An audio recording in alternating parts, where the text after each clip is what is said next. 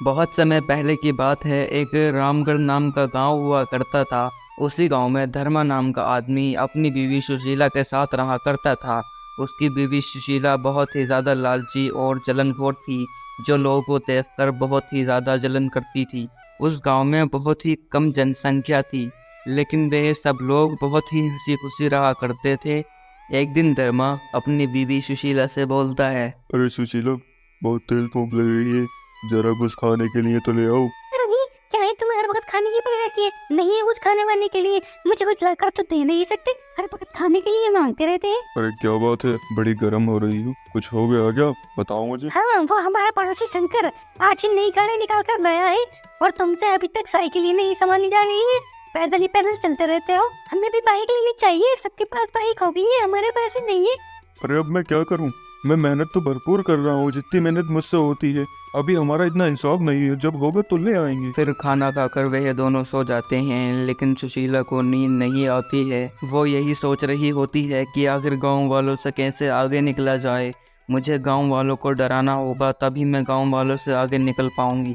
यही सोचते सोचते अगला दिन निकल आता है और अगले दिन धर्मा किसी काम से शहर चला जाता है। और जैसे ही रात होती है तो सुशीला गांव में नींबू से कुछ टोक टक कर देती है और लोगों के घरों के बाहर लाल कपड़ा और मटकी पता नहीं क्या क्या टोकटे का सामान रखकर आ जाती है। कई दिनों तक ऐसा ही होने के बाद लगातार ऐसा ही हो रहा था। तो फिर आदमी सोचते हैं, अरे भाई, ये हमारे यहाँ टुकटा कौन कर रहा है आजकल?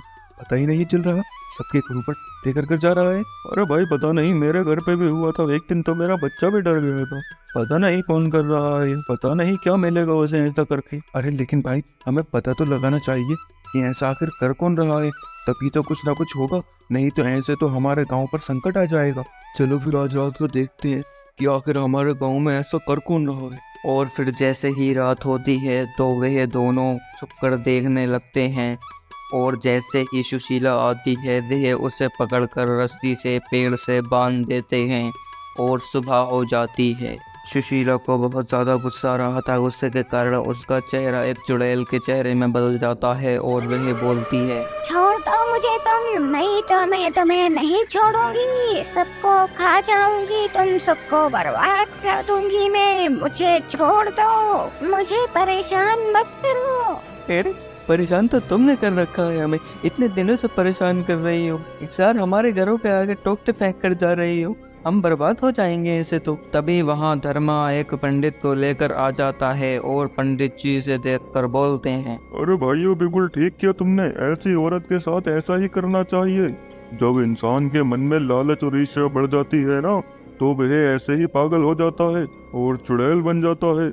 इतना सब कुछ सुनकर सुशीला वापस अपने उसी रूप में आ जाती है और फिर वह दोनों गांव छोड़कर हमेशा हमेशा के लिए चले जाते हैं।